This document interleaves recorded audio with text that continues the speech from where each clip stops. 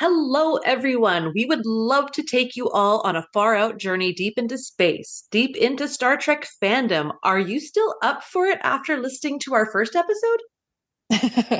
Join me and Sarah as we travel back in time to the 1960s and I experience Star Trek for the first time. It's a Star Trek deflowering. It sure is. And I have been a Trekkie for over 30 years, and I've never seen the original series. It's been a blast so far. So tune in, tune out, and enjoy the silky smooth sounds of Sophie's incredible accent. This is Star Trek Deflowered Episode 2.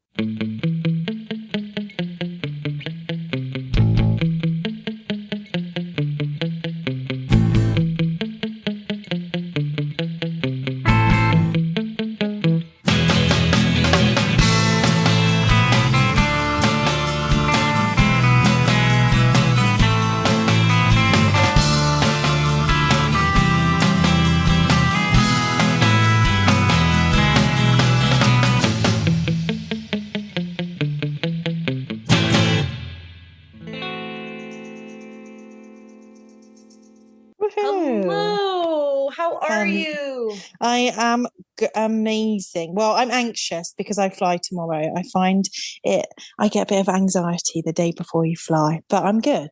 Tell me about your flight pattern, times, stop-offs. How does your day look tomorrow? So we are going, normally I fly from Victoria, but we're flying from Vancouver. So this is the first time I've ever got on the boat to then go to Vancouver Airport. And have you done that before? I try to avoid it. Yeah. Is it going to be rough, do you think? Did you are you walking onto the ferry? You made we're walking on. We're not driving. Yeah. I think you can take the SkyTrain from there, or you have a cab. Yeah, I've done it once before, but it's just so much more time. Yeah, it's a long day. It's going to be a long day, but it was a considerable price difference than flying from Victoria. So we decided normally it's cheaper to fly from Victoria, which I don't really understand. But yeah, so other than that. Do you fly directly from Vancouver then? Fly from Vancouver to Toronto, then into London Gatwick with Air Transat, which I kind of like Air Transat. I think they're quite good. Nice. And what time's your flight tomorrow? It's in the afternoon, like 1 p.m, I think. Yeah. Perfect. You probably don't have much jet lag from Vegas, do you? No, there's none. No, because same time difference. Yeah. But you're going ahead 8 hours, correct? Yep. And then Florida. So a bit of it's gonna be rough, but I'm excited. Of course. It's going to be great. What else is new? Have you seen any movies or anything? So I have been watching The Bear. That was incredible. How much have you seen? Well, we've only watched 3 episodes of series 1. I love it. It's kind of like, it reminds me of Ted Lasso, but a more grounded, grittier Ted Lasso. I really like it. Wasn't so sure about the first episode. There was a lot of shouting and I found it quite intense, but then the episodes after that have been amazing. What do you think of it? I did enjoy the first season. I watched it and was like, yeah, that was good. I'll keep watching it. But season 2 was so good. Like season 2, I thought was way better. I absolutely fell madly in love with the show. I've read online in a few places, people have described it as being only the most accurate depiction of what it really is like to work in a kitchen. Just the chaos and the madness and the stress and the anger and the frustration. And everybody in that show is so good. I just, I find there's a lot of good development of the characters in season 2, and not to be like it's not really a spoiler, but a lot of them kind of get standalone episodes, which just really digs into like who they are. It makes you root for them more. It makes you understand them more. It just really builds a whole good vision of the show. That's awesome. And I'm really enjoying season 1, and everyone's been saying how good season 2 is. So that makes me even more excited. Yeah, you'll have to download some to watch on the plane. Yeah. Is it Ao? I'm not sure how you say her surname. Ao Edribi. I'm not sure who she plays in The Bear. Oh, let me look it up. Who's your favorite character in it? Oh my gosh. Sydney. That's who Sydney. I love. Yeah, Sydney. Sydney. She's so good. I like the cousin Oh, played the by cousin? Yvonne. Um, what is he's got a very interesting name too. I really, really like him. That's And I amazing. like I can't remember. I'm really terrible with characters' names. I can describe them, Me too. Yeah. But but yeah, super good show. so update me a bit more on Vegas because you updated us last time. So give Oh, us a bit more. I'm sure yes. everyone's very interested. Oh, well, some of the other exciting things that happened on day 2 and day 3 of the convention was one, I got to spend a lot of time at the booth with Bill and Dan, and so many super friendly people came by and they grabbed themselves some stickers and some pens and they asked about what kind of shows are on the network. And some of them wanted to get photos with Bill and Dan because they'd been listening to them for so long and they were fans. And so it was just really nice to have a place that you can kind of just centralize and ground and like meet people and just visit. I also got a couple of autographs. They were very, very long lines. And I was very unimpressed with the negativity of people in the lineups. They were being Oh, quite rude to some of the creation volunteers and staff, even in front of the talent that were there doing their best to sign autographs. And I found that to be very anti Star Trek. I whoa. get that we all are tired and we all want our autographs and we all want our moment with whomever we're getting our autograph from, but to just kind of bitch out the people that are working, they're doing their best to keep the line moving, doing their best to follow the schedule that works best for the actor. Just inappropriate and unnecessary. I mean, we're all very fortunate that we could be on that vacation in the first place and to afford those kind of Mm, luxuries. So I just kind of was, that's my little side rant about just like be nicer and be grateful and be appreciative of those that are volunteering their days and running around that convention like crazy, working their butts off. So I noticed that in my lineups when I was getting Jerry Ryan's autograph and Ed Spieler's autograph. Um, when I got up to Ed's table, actually, he had a couple of beers on his table, a couple of them were empty. wow. He was trying to have as much fun as he could before he had to fly back to England that night. And I just said, I'm not frustrated at all. I'm on vacation and I'm really glad you're here. And he gave me a wink. So that was kind of like a nice little moment, I thought. I love And that. he was great on Star Trek Picard. He played a great character. I won't say who because it's a spoiler, sort of, in case you get further into Star Trek. But he also was on Downton Abbey as one of the Cool. footmen, and so that was kind of exciting to see somebody from that world join the ranks of Star Trek. And then we Mm. had our fan geeks party. Oh my gosh, Trek Geeks and our sponsors fan sets united together to host a party at the Millennium Fan Bar, which is in downtown Las Vegas. And it's a total nerd bar with decorations that are everything from Star Wars to Indiana Jones to Harry Potter. I cannot stress enough how amazing the staff were at this bar. If you are in Vegas, go to Millennium Fan Bar. They are so sweet. They were busting their butts, running around, making sure everyone was getting their drinks, making sure there was water. They had a smile on their face the whole time. And that place got sweaty and hot.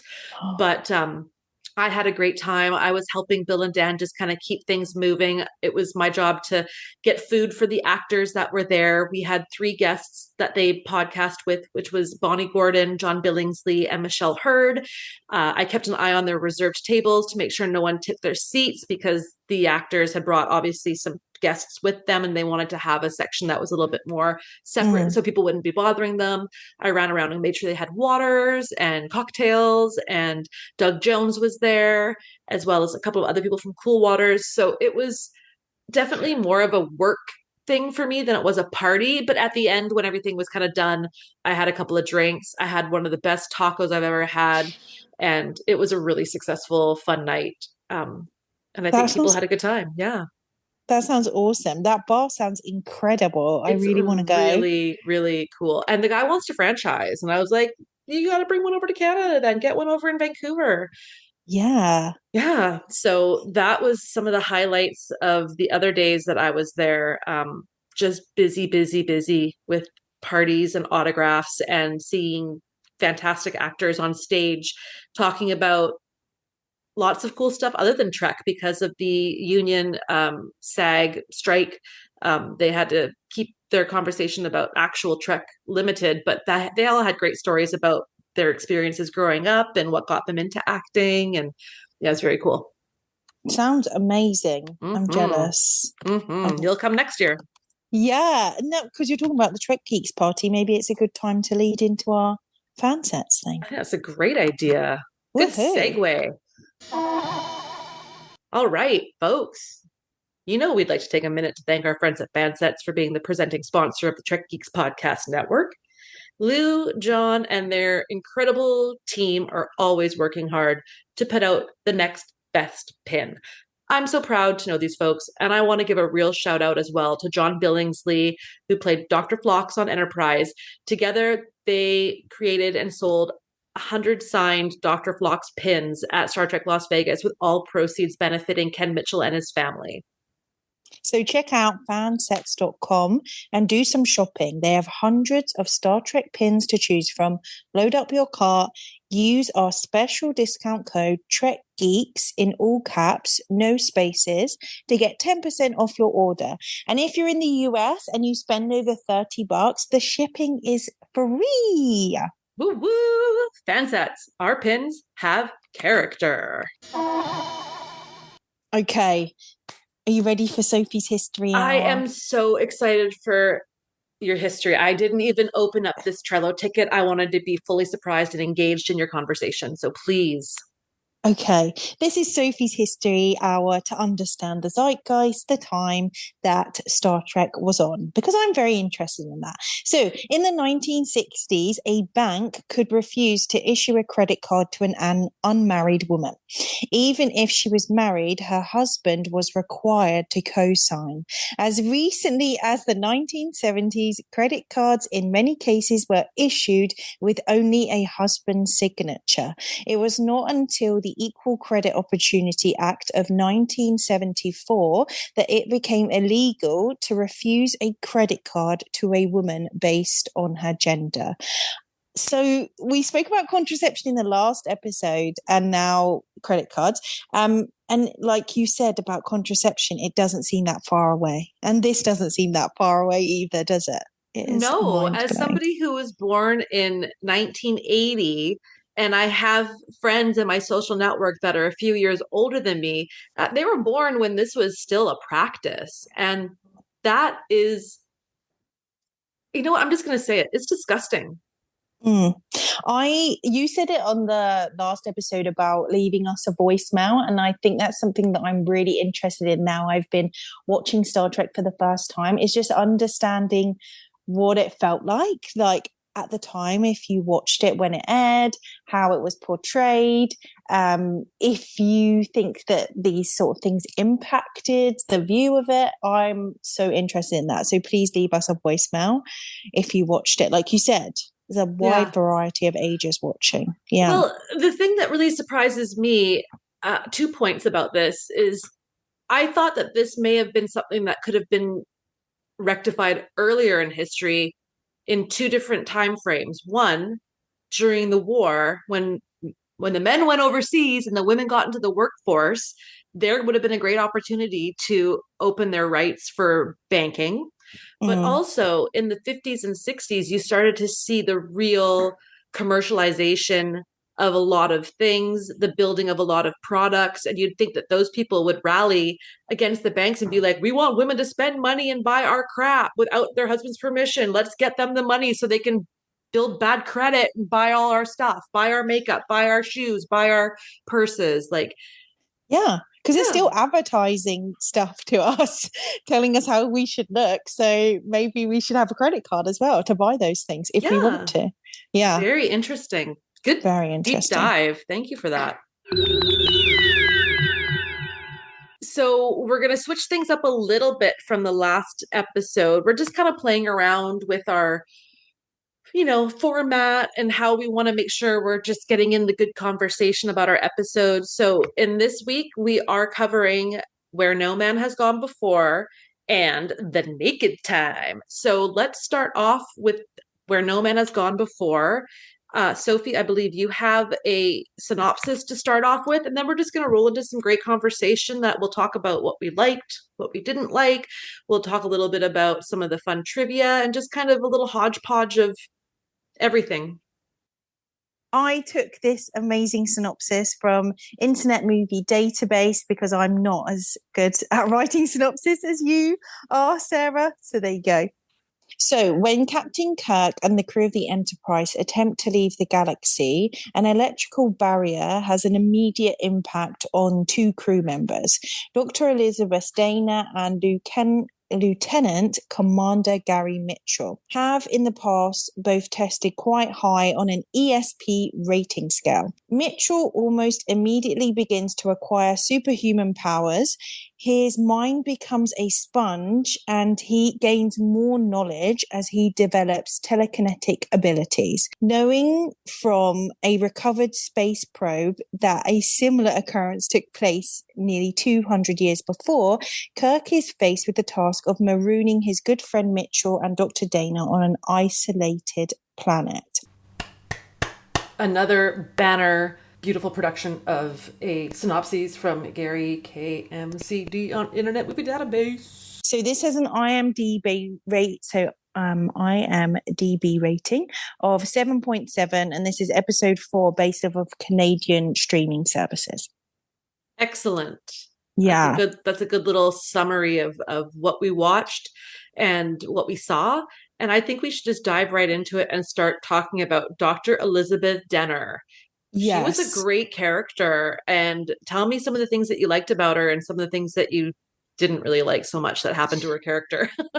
I thought she was a great character. We both thought that. And one thing that I really liked is a witty line that she did that was quite early on, after she's asked by Gary Mitchell, improving the breed, is that your line, which really frustrated me. She comes back with, I heard that's your speciality, Commander, line included. I thought this was a really witty snapback line, but yeah, I feel like any witty line from a female character in Star Trek immediately gets kind of pushed down, but I liked that. I thought it was fantastic. And then he says that she is a walking freezer unit, doesn't he say that? One really got to me too, because I feel like that's still something we see on TV today. If a woman is playing a strong character, whether she's a doctor or a lawyer, there's always going to be the people who are saying like, well, then she must be like totally emotionless and just like a total zombie to be able to, to be like that. Or, if she has too much power, she's a total bitch. But then if she's a woman who's chosen not to have that kind of job and she's just like a mother, well, what a waste. You can't do more than just being a mom. Like there's more to it. Like, can't you get a career? It's just such a frustrating, sliding scale. And so anytime anyone makes a little comment about it on one side or the other, my back goes up. Yeah, I thought there was a lot of complexities to her character. She showed a lot of different emotions. I thought she came in strong like that. Ultimately, sorry, spoiler alert, she kind of like saves the day. I really liked her speech where she said, no one's been hurt. A mutated superior man could be a good thing. So I really enjoyed this compassion from her, which at the time when they're doing that, it felt like there was not that much compassion from the other characters around the table. I thought that's what, when I started watching Star Trek, I thought that was what it was all about. So that's why I really like your bit at the end of the podcast when you talk about, well, how would this have been differently on Discovery, Next Gen, all of those different things. But I didn't really like the love element to it. I know that she's kind of hypnotized and taken in and connected to him. I really feel like this undermines her point and the compassionate part of the storyline. Ultimately, the compassion then ends with Kirk, doesn't it? Because it does. Yeah. I did also like, there's a great line where she's there and she's like, there's no soul on this planet but us. And then Captain Kirk, ain't nobody here but us chickens. It just makes me think of that great song. Yeah. Ain't nobody here but us chickens. I love it. Another thing that I think is the elephant in the room, because it stood out so much, were those eyes. Yes, I was Wow. obsessed with the eyes. I love Yeah. them, but I also now don't like them because of what they used to create them. So do you want to tell us Yeah, what they this I used? found Yeah. this on Internet Movie Database that under the trivia that the change in Gary and Elizabeth's eyes was accomplished by wearing sparkling contact lenses. Obviously, they didn't have CGI or anything like that to do something fancier, but they consisted of tin foil that was sandwiched between two lenses, which covered the entire eye. And wearing the lenses was difficult for Lockwood, and he could only see through the lenses by looking down while pointing his head up. Lockwood was able to use this look to convey Mitchell's arrogant attitude, so he definitely used it to his advantage, but how uncomfortable. I know. I really liked them as well. And the whole time I was thinking, this is fantastic. Like, you don't need special effects. This is incredible. I love it. Yeah, And now I'm like, oh no, that sounds really painful and just terrible. I know. And segue into that, there was something else you didn't like about Gary Mitchell, maybe something about his name. I found this really Well, funny. I just didn't like the name Gary Mitchell just because it sounds like a British thug. But it's because of Bill Mitchell in EastEnders, which is a very popular soap in England. And yeah, it just reminded me of that. So I immediately just didn't like him because of his name. Oh, that's so funny. What else did you like? So I really enjoyed Kirk staying calm when everything was blowing up. I Mm, wish I had more of that. I loved it. I enjoyed the action and the suspense in this one. yeah. What did you think about it? Like how the story went? How do you feel? I thought that there was a really good use of suspense in this episode because they really did play up the fact that they were scared to death of what he was capable of. I mean, as he grew stronger and stronger, you could sense that all of them were starting to get more nervous about the fact that he could just make us explode, disappear. He could do whatever he wants. It's a lot kind of like what they were experiencing with Charlie X. Mm, You know, that kind of fear of we can't control somebody who has unlimited power. And that's a very scary thing. It would have been good to compare Charlie X and this one, but I like what we're doing here. I'm almost kind of wondering if some of these storylines about the fear of being unable to have any control is a metaphor for how women probably felt at the time. We have no Yeah. control over anything happening to us, but that's life. Like, Jesus.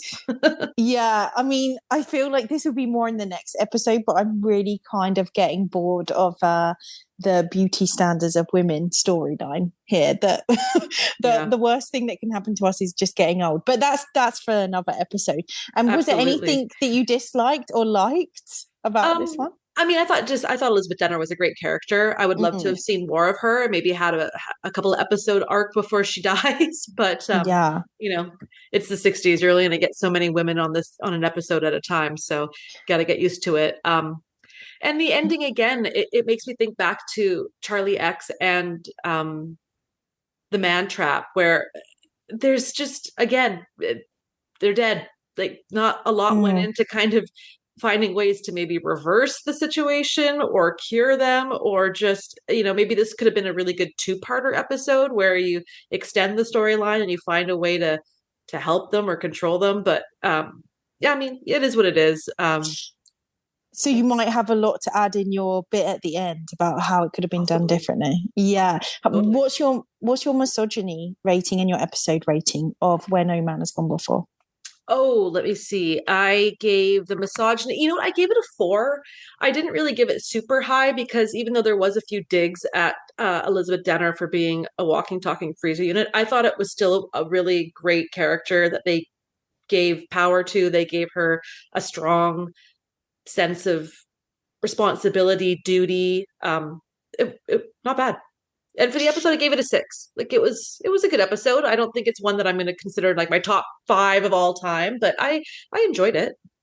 Yeah, I gave it a 6 too. So I gave the episode rating a 6 out of 10. I really liked it. I think it showed a compassionate side to Kirk and Spock, but I didn't feel like I connected with it emotionally as I'm new to the characters.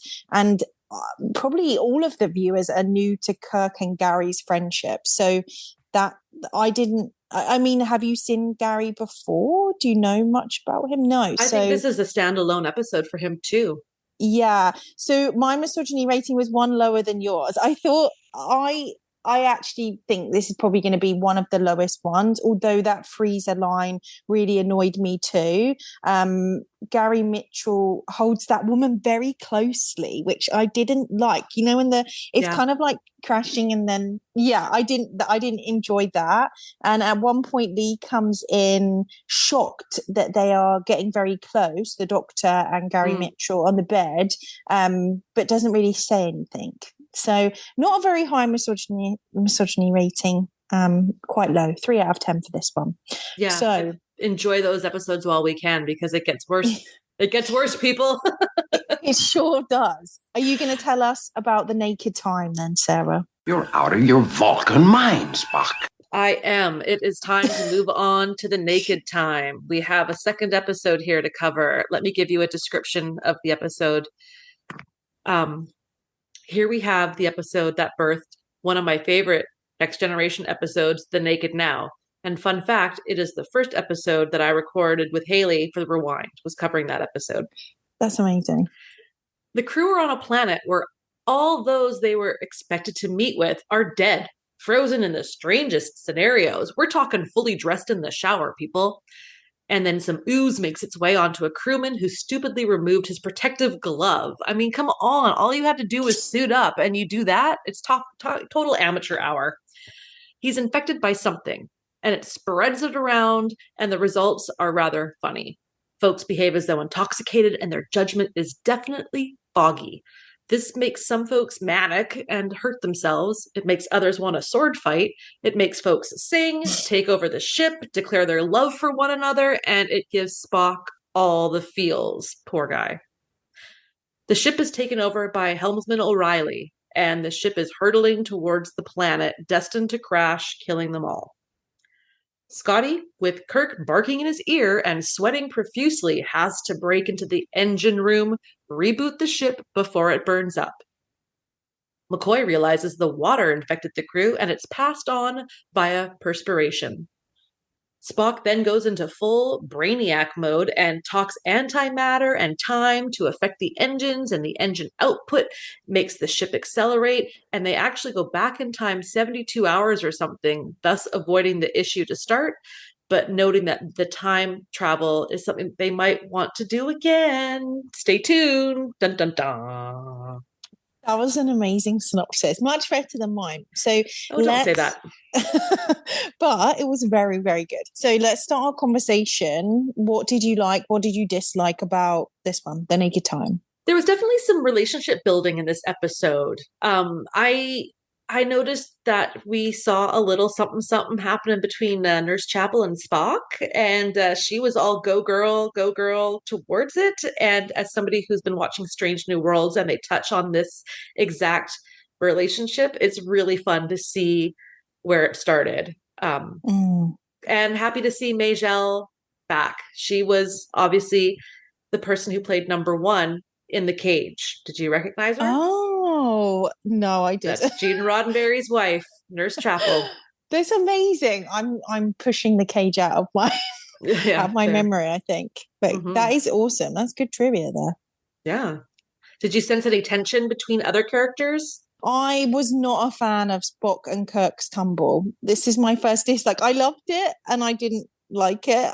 I'm getting into them, so I'm like, please don't fight. Why are you pushing each other? I really enjoyed seeing the range of characters, like you said. I thought there was a lot of development there. Sulu, Kirk, and Spock. But I just don't like it when they fight. Stop fighting. What about the Doctor and Spock? They banter a lot. Yeah, I'm not a fan of that. I'm really getting into Spock, and I don't enjoy the Doctor keep sniping at Spock. I mean, what do you think? Do you find it funny? I'm sensitive, I think. No, I think that I think there's two ways to look at it. I think it's just McCoy's bedside matter, and I think a lot of people kind of give Spock a hard time because he's the alien. But yeah, I think they build the relationship up a lot more, that it becomes more of like a brothers teasing brothers type thing. Okay. We'll see. I'm down for that. I mean, he can give it back as much as he gets it. Like he says in there, as for my anatomy being different to yours, I'm delighted. I'm delighted. Yeah. And he's good. I'm getting into Spock, but then not he does something in one of the next episodes that pushed him right back down for me. So What we'll about talk his about. emotions in this episode? I loved his emotions in this episode, and I was wondering if you thought that he would be a drunk crier, if you got No, drunk with. I was disappointed to see the crying. I was like, come on, hold it together better than that. But there is a little bit of trivia. After that scene where he's weeping, Leonard Nimoy's fan mail increased exponentially. Viewers Yes. were enthralled with the idea that Spock was secretly a reservoir of love and passion instead of an empty emotional void. This reaction inspired further scripts which explored Spock's inner makeup. Everyone loves Spock. I loved him in his black Ken outfit. I loved Spock in black. He looks like Ken. He looks I good. love that. I It was a know. very action-packed episode. Anything else that you want to add? What do you think? I mean, I know you're talking about the rough and tumble Spock and Kirk, which was like a good and a bad because you don't want to see them fighting, but it's fun to watch them even as actors in the range. But I also loved Sulu and his most iconic bit in Star Trek of all time with his sword fighting, grabbing Uhura, and she's like, I'll take care of myself, and pushes herself away. And it was just so much fun. And another little bit of trivia from Internet Movie Database is the director visited George Takei in his trailer and asked him to take off his shirt. After observing his bare chest, Daniels announced that they would do the fencing scene shirtless, and unknown to him and the rest of the cast and crew, Takei spent all of his free time the next 3 days doing push-ups. I think I was looking on YouTube, and I think this is one of Takei's favorite episodes that he did. Yeah. Do you know that? Is that true? It is true. That's incredible. I love that. It is a really good episode. Yeah. And he had a good line too. Was there some good quotes in that? With that, put that thing away or something like that. Oh yeah, put that thing away. Yes, I love that line. That's what she said. Good. Yeah, that's what she said. I was really frustrated because I wanted to know, did the crew get extra ice cream? I know. They talked a lot about it. Yeah. I did not like the lady mannequin in the frozen bit. That was very dated, but I kind of loved it at the same time. How did you feel about Joey? I had to actually go back and make sure I knew which one was Joey because I really enjoyed the character of Riley. I mean, Riley was the one that had some of the funniest and most ridiculous eye-rolling lines. But what did you think for Joey? The knife, like, I didn't feel much tension with that very dull knife. I wish it would have been sharper, but it's okay. That's like a very small thing to dislike. I just didn't feel like it was very tense. I thought it was a bit of a dodgy scene. But I really understand why they did that. Kirk was a bit too out of control and panicked with the stuff. Yeah, what did you think about that? And I mean, it's interesting because I wanted to touch on this topic in a future episode, having watched a few more episodes. But with regards to this, I mean, there was a disease and people were, being affected. And, alcohol doesn't just make you horny. It doesn't just make you funny. It can make you really aggressive as well. And so I give him a little bit of a leeway, but like that scene on the bridge near the end where he's just like barking at Uhura and he's barking at Yeoman Rand. It's just like, oh my God, don't be such a dick. Like, bring it together, man. You got to get your shit done. Everyone's trying their hardest. You don't have to be an ass about it. They're all horny in Star Trek anyway. So they are. Maybe we should change the name of this show from Deflowered to Horny. Yeah, I worry about the listeners though. I've never said horny so much before in my life. What is your what did you think about the misogyny rating and the episode rating? How do you feel? Okay, I gave it a 6 out of 10 for misogyny. I didn't think it was actually that bad considering the circumstances of the episode with a bunch of drunks going around. But there were a few lines that were pretty tacky, courtesy of Riley, like, let the women work too. And, don't do your hair and makeup. Or I think you probably agree with me on that one. I 100% do. So my misogyny rating wasn't... You gave it 1 less than I did. Okay, so yeah, my misogyny rating wasn't that high. It was a 5 out of 10. Riley's really creepy, commenting on how women should wear makeup and hair. Yeah, that's what you said. But I enjoyed Yeoman and Uhura's line in the episode. So yeah, just a 5 out of 10.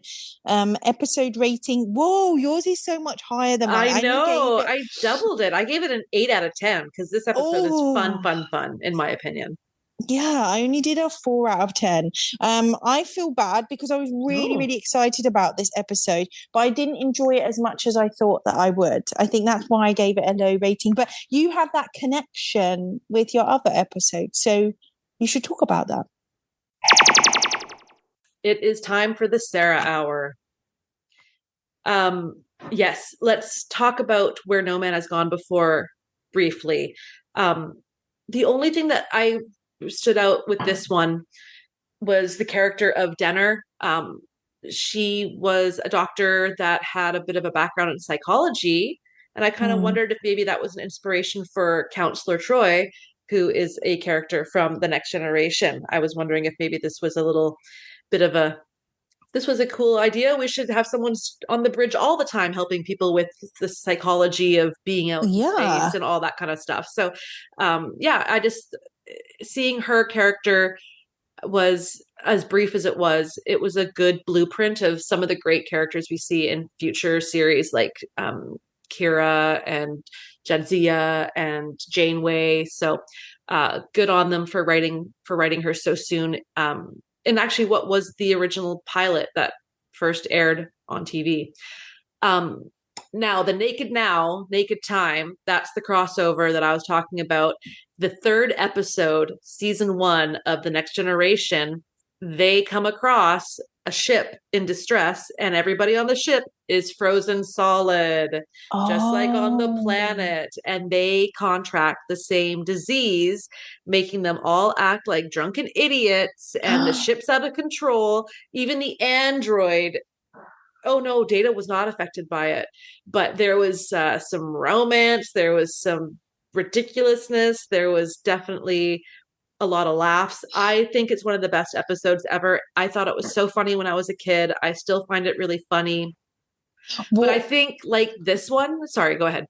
Oh no, just wondering, what do you think was more ridiculous? Do you think they were more ridiculous in the 60s one or your one? Well, the sword fighting was pretty out there and pretty wild, but in this one, there's also somebody in the Next Generation who like removed all the isolinear chips and was playing with them and throwing them around like a kid with blocks. So, and then you have a teenager who's experiencing it all for the first time, Wesley Crusher. But the Oh. thing I noticed the most about the TNG one, and I think it's the same for this one, is I would have liked to have seen this episode like in season 3 or season 4, because at that point you'll have really gotten to know the characters. You'll really have gotten to know, who's who in the zoo, who maybe likes who, maybe, so that when something like this happens and they're so Mm. vulnerable, it becomes even more interesting to be like, oh my God, I never would have seen them hook up, or oh my God, like I can't believe they're acting that way because for 3 seasons they've been so, behaved. So it's Yeah. a little premature, in my opinion, to have this type of episode in a season 1, but it's still fun. Yeah, that's such a good point that it develops the relationship. So yeah, Yeah. I completely understand. All right. That was Sarah's hour. What a good hour it was. Oh, thank you. It just went so by so fast. It only felt like a couple of minutes. Negative. I know. I know. Is there anything else that you'd like to say about these 2 episodes before we start our closeout? Not really. Just get prepared for the next episode because those two those two are rough. You But said yeah, it. these ones were good. I liked them. I'm getting Yeah, into it. absolutely. I'm glad to hear it. You're still going to stick around for a little bit longer then. We haven't lost you yet. No, you have not. Excellent. That's it. That's episode 2 of Deflowered. Tune in next time when we break down the next 2 episodes, The Enemy Within and Mud's Women. Oh, okay. If you enjoyed this podcast and would like to hear more about or learn ways to support the Trek Geeks podcast network, check them out on Twitter at Trek Geeks or on their website, trekgeeks.com. There you will find lots of information about other podcasts on the network or how you can become a Patreon subscriber. If you spoke about the episodes in Rewind, we should put that a link if you haven't listened to it before. That's a great idea. I love it. There you go. And also on the Trek Geeks website, you can leave us a voicemail, and we would love that if you did. So tell us what you're liking and what you agree and disagree with. I'm not scared if someone disagrees with what we've said. It's all meant to be fun. You can also message us on Twitter at TG_deflowered. Until next time, thank you, Bill and Dan, 5-Year Mission, our sponsors, Fansets, and all of you for coming along and bearing witness to the deflowering of Sophie. Until next time. You bet.